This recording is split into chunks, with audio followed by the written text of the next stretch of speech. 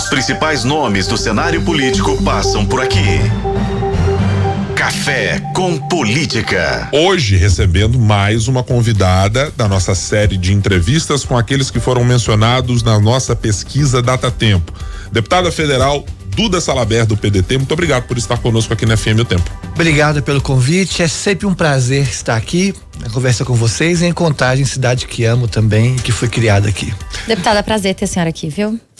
Deputada, olhando para o cenário da nossa pesquisa estimulada, a senhora aparece atrás de dois representantes que estão com números, nos parecem um pouco de um recall, porque estão sendo vistos o dia inteiro, alguns deles pelo espaço de Senado, no caso do senador Carlos Viana, mas também no caso do apresentador, jornalista Mauro Tramonte, no dia a dia das pessoas. Lhe surpreendeu esta posição na pesquisa de alguma maneira? Que avaliação a senhora fez a partir desse dado que foi trazido por nós? Primeiro, eu fiquei muito feliz por Belo Horizonte ter colocado meu nome novamente nas pesquisas, figurando em parte técnica em segundo lugar. Então, todas as pesquisas que foram divulgadas até agora, as 5 últimas, incluindo essa agora, muda quem fica em primeiro, mas mantém quem está em segundo, que sou eu. Então, desde o início eu apareço e figuro em segundo lugar nas pesquisas, o que mostra um anseio popular por uma candidatura nossa. Mas mais do que isso, mostra também o reconhecimento do trabalho que nós fizemos em Belo Horizonte, quando eu fui a vereadora mais votada da história dessa cidade e agora o trabalho como deputada federal. Então, tenho só a agradecer a Belo Horizonte por ter colocado o nosso nome novamente em segundo lugar nas pesquisas. Duda, nós estamos ouvindo aqui aqueles possíveis pré-candidatos que foram colocados pelos partidos ou que se colocaram em algum momento aqui com a gente, ou aqueles que foram citados na pesquisa espontânea, né, quando não é colocado ali uma possibilidade de nome para esses entrevistados em Belo Horizonte. A senhora fala aí dessa trajetória e a vereadora mais bem votada em Belo Horizonte, um fato que marcou e marcou muito. Nós já falamos sobre isso aqui diversas vezes, mas ocupa hoje o cargo de deputada. Ser prefeita é um desejo pessoal de Duda Salabert? Nenhuma candidatura é candidatura de si mesma. Ela só faz sentido se ela tiver enraizamento com o anseio popular e uma construção de um programa que traduza esse anseio popular.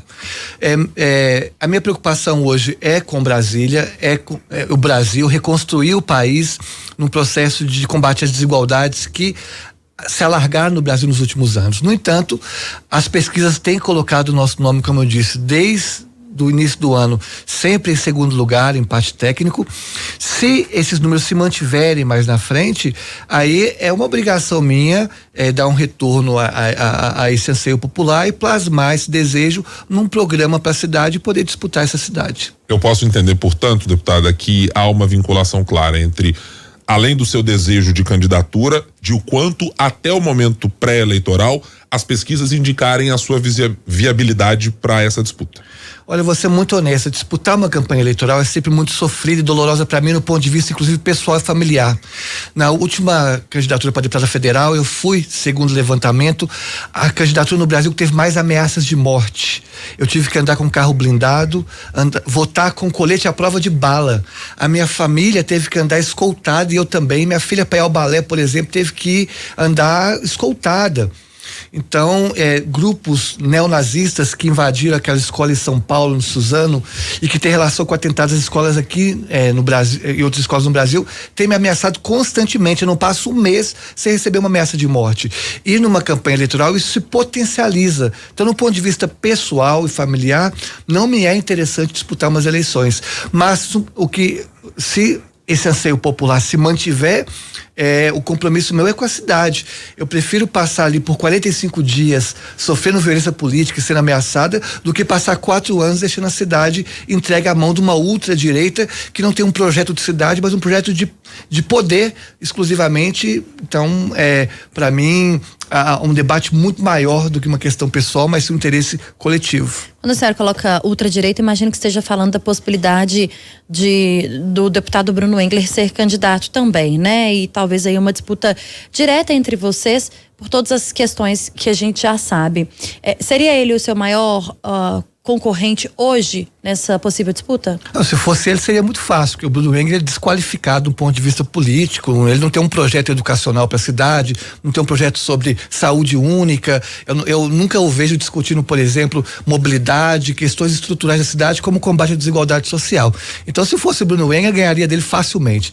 A preocupação é com uma força política que tem se organizado e crescido no Brasil, na América Latina e no mundo nos últimos anos, que é a ultradireita que vai escolher um candidato. Se esse candidato for Bruno Engler, vai ser muito fácil para nós. A questão é, essa força política sim me preocupa, que é uma força que inclusive elegeu o antigo presidente Jair Bolsonaro. Que avaliação, Duda, você faz a respeito de um dado também trazido pela nossa pesquisa, na consideração do seu nome estar colocado na posição que está, mas ao mesmo tempo de Belo Horizonte ser, pelo nosso levantamento, uma cidade que tem majoritariamente um eleitor de direita, ou que se considere e se enxerga dessa maneira.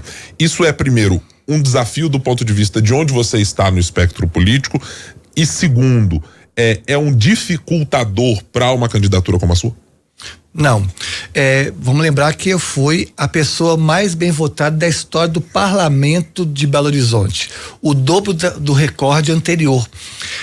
A construção e essa votação, ela extrapola e transborda questões ideológicas, porque a eleição municipal não é uma eleição ideológica, é uma eleição de projeto de cidade.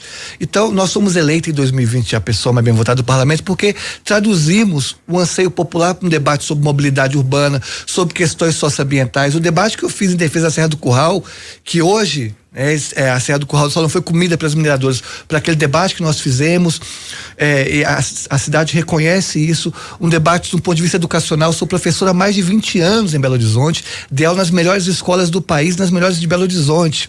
O debate sobre reciclagem, coleta seletiva, então tudo isso encantou a sociedade e transborda questões ideológicas. Não é problema nenhum lidar com a direita, com a esquerda ou com o centro.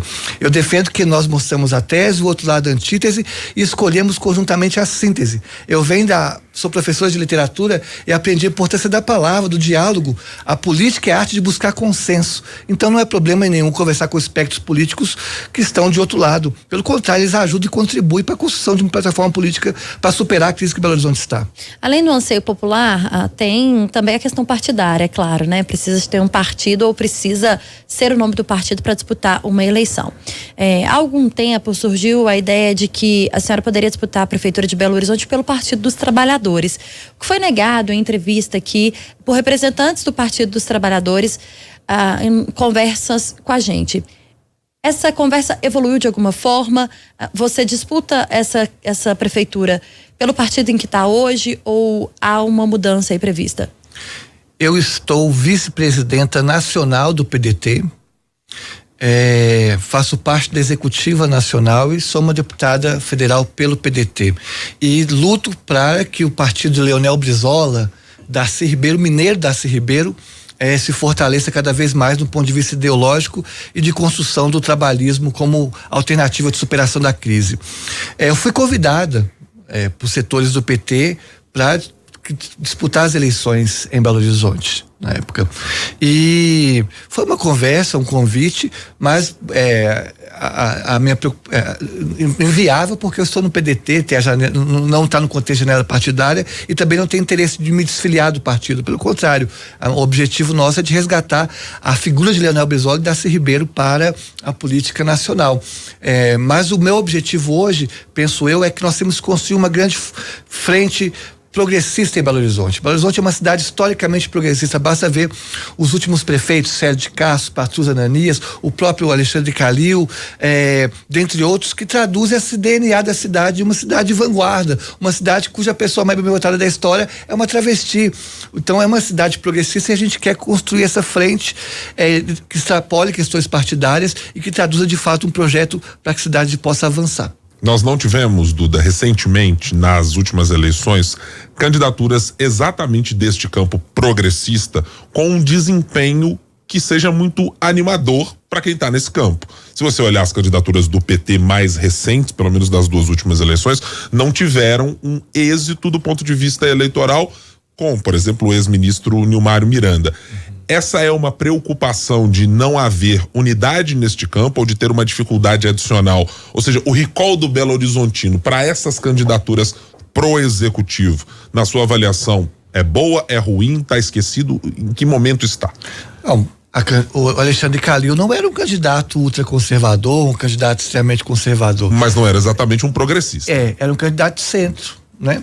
E traduzia as secretarias da gestão Calil, muitas delas compostas por figuras indicadas pelo Partido dos Trabalhadores, pelo Partido dos Progressistas. Então tinha também um viés progressista. Então isso não é uma preocupação pra gente. Tem que entender que Belo Horizonte hoje, ela figura entre as capitais que tem maior desigualdade socioeconômica do Brasil. A gente tem, de um lado, regiões como Mangabeiras, Belvedere, cujo IDH se assemelha à Noruega. Eu sei que IDH não é o termo adequado para dizer para bairros, mas fazendo uma analogia comparada à Noruega. E do outro lado nós temos regiões que se assemelham, por exemplo, a países mais pobres da África. Essa desigualdade, nós temos que mostrar alternativas para a superação dessa desigualdade. E eu entendo que não há justiça social sem justiça fiscal. Então, o campo progressista traz ideias importantes para a superação dessa desigualdade, como, por exemplo, os super ricos pagarem mais e os mais pobres pagarem menos, justamente para garantir uma desigualdade e uma equidade na cidade. Então é isso que a gente quer discutir, o que o campo progressista traz alternativas para a superação dessa crise. A senhora falou sobre projetos, né? E aquilo que faz o eleitor de fato escolher o seu candidato. E o desempenho do município de uma forma geral. A gente falava sobre as reprovações do Belo Horizontino na pesquisa Datatempo. Transporte público disparadamente ganha como serviço mais rejeitado. Mas de uma forma geral, o atual governo é bem avaliado pela população. Como que a senhora avalia o atual governo sob comando do prefeito Fuad Numan? É um fracasso. A gestão do Fuad muito ruim. As pesquisas não captam, porque se você pegar, faça aqui depois o levantamento dos últimos 10 prefeitos de Belo Horizonte, qual foi mal avaliado? Os prefeitos de Belo Horizonte, de modo geral, são bem avaliados pela saúde fiscal do município, a capacidade de arrecadar do município. Mas não adianta nada arrecadar se isso não é traduzido em políticas públicas substanciais. Vamos pegar o transporte público em Belo Horizonte, né? A gente, é um dado que eu acho importante levantar, que em 2021, quando eu estava vereadora, a Câmara de Vereadores rejeitou um subsídio para as empresas de ônibus de 150 milhões para a passagem reduzir para 4,30. Mas agora aprovou um subsídio de 500 milhões para a passagem baixar para 4,50. Há algo estranho aí que tem que ser explicado. Belo Horizonte tem o segundo pior trânsito do país. Há um dado que mostra que em Belo Horizonte nós perdemos em média 63 horas parados no trânsito. E a prefeitura nada fez para ampliar esse processo. Moradia é um absurdo. Falta em Belo Horizonte uma política habitacional séria. Belo Horizonte é a segunda capital no país com mais pessoas em situação de rua em número proporcional, não falo absoluto, mas proporcional. E aí, para piorar, nós temos em Belo Horizonte um dado curioso que tem que se destacar, que para cada pessoa em situação de rua, há 20 imóveis abandonados ou vazios na cidade. Para cada pessoa em situação de rua, há 20 imóveis abandonados ou vazios na cidade. E a população em situação de rua em Belo Horizonte aumentou 192% nos últimos anos. E o maior aumento na gestão Fuad, que nada fez em relação à política habitacional, pelo contrário, atrapalhou, porque o atual prefeito Fuad, de mãos dadas com o presidente da Câmara, Gabriel Azevedo, os dois juntos desmontaram o plano diretor de Belo Horizonte. E traduzindo, para quem não sabe o que significa isso, há um termo complexo chamado outorga onerosa no plano diretor de Belo Horizonte, que simplificando seria a compensação para grandes empreendimentos. Tem grandes empreendimentos, um valor ia ser pago, passado para a prefeitura, para que a prefeitura destinasse a várias coisas, dentre elas política habitacional. E o atual prefeito, junto com o presidente da Câmara, Gabriel Azevedo, desmontaram o plano diretor, ou seja, desmontaram um elemento fundamental para a política habitacional na capital, que tem a segunda população em situação de rua, que tem 20 imóveis abandonados para cada pessoa em situação de rua, que não tem uma política habitacional séria. E é quando começa a se construir essa política habitacional, o atual prefeito, como presidente da Câmara, dando mãos para bilionários, não é para o consultor mais simples, para bilionários, desmonta a política de habitação da cidade. Isso é muito sério e que vai cair no colo do Fuad, com certeza ele vai pagar esse preço caso ele se candidate. No caso do transporte mencionado pela senhora deputada, há um componente também de que boa parte do que foi feito no projeto de subsídio tem também a participação muito efetiva do presidente da Câmara, vereador Gabriel Azevedo, e dos vereadores que lá estão. Na sua avaliação, o papel que a Câmara cumpriu de adicionar componentes dentro desse acordo e o papel pessoal do presidente da Câmara foi satisfatório nesse caso? Não.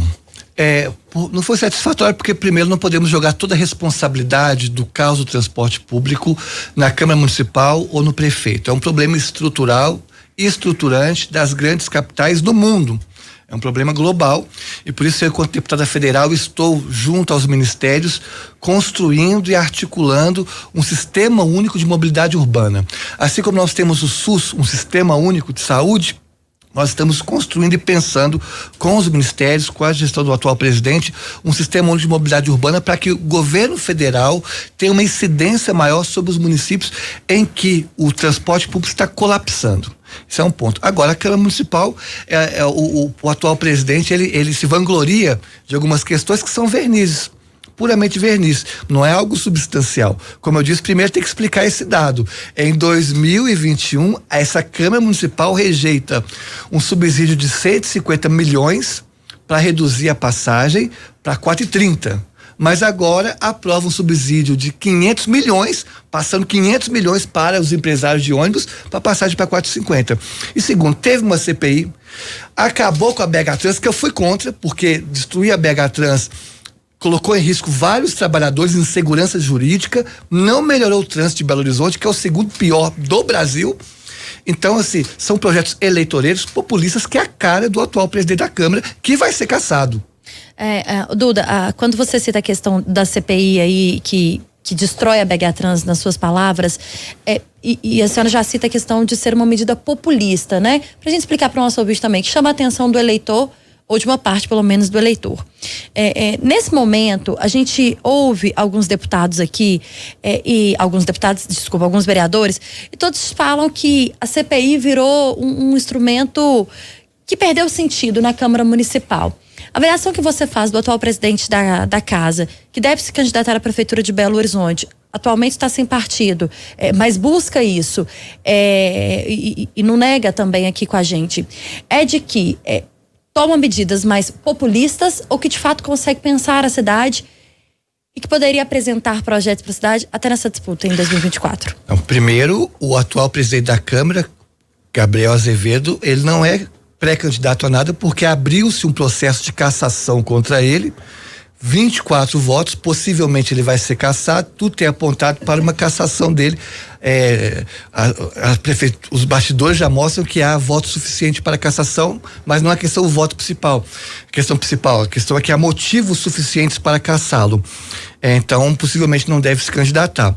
Mas a análise que eu faço é que Belo Horizonte tem perdido muito, porque o que está em disputa envolvendo prefeitura e Câmara Municipal não são projetos de cidade, mas projetos de poder. Tanto a prefeitura como a Câmara Municipal estão numa guerra há 4 anos, desde a gestão Calil. Essa guerra não se pacificou e não se traduziu em políticas públicas. Você tem o grupo da família Marcelo Aro, o grupo do Fuad, grupo do Gabriel Azevedo, brigando entre si, mas não por projeto de cidade. Por exemplo, vamos discutir a concessão do zoológico. Então, se tivesse um grupo que é favorável a projeto dos motivos, outro que é contra discutir motivos, a cidade ganha. Mas não, o que está discutindo ali é cargos. Quantas secretarias cada um vai ter. Então, o Belo Horizonte tem perdido muito porque essa falta do trato de diálogo e, mais do que isso, por trás, há uma falta de projeto de cidade. Como construir, deputada, uma frente que seja ampla, envolvendo todas as legendas que são colocadas nesse campo progressista? Eu estou mencionando o PSOL, estou mencionando Rede, estou mencionando PDT, estou mencionando PT, estou mencionando PSB, talvez um pedaço do PSD possa estar nessa composição. É possível ter uma frente única? É possível, desde que essa frente traduza o que há de mais mineiro que esse anseio por uma Belo Horizonte pulsante e que traduz as nossas vocações. Não só na articulação, primeiro há que se ter uma viabilidade eleitoral, e nós vimos que o campo progressista tem candidaturas com viabilidade eleitoral figurando em segundo lugar, por exemplo, e outras pesquisas em primeiro lugar. Então a viabilidade eleitoral há, e isso tem que ser somado com um projeto de cidade. Então, por exemplo, um projeto que encante a cidade, né, que se traga o encantamento da política que tem se perdido nos últimos anos pelo discurso de ódio que tem perpassado o debate nacional. Então, por exemplo, quando eu estava falando que Belo Horizonte tem uma desigualdade socioeconômica muito grande, nós temos que voltar a discutir questões estruturais, como, por exemplo, um debate fiscal sobre a cidade. Mas não só sobre isso. Por exemplo, a quantidade de trabalhadores informais que há na capital é absurda. A prefeitura dá pouco suporte para eles. Quando eu fui vereadora, eu construí aqui com muito orgulho a primeira feira indígena e imigrante da cidade. Indígenas e imigrantes em situação de vulnerabilidade, nós construímos uma feira. Temos que voltar a ter feiras grandes em Belo Horizonte, não só a Feira Hippie, mas outras feiras para valorizar a economia informal. Nós temos que valorizar o turismo gastronômico da cidade. O mundo tem que conhecer a empada de jiló do Mercado Central. O mundo tem que conhecer o espaguete do Bolão. O mundo tem que conhecer o bife de fígado acebolado do Mercado Central. Eu estive mês passado representando o Brasil no Parlamento Europeu. Aí eu fui em Bruxelas, na Bélgica.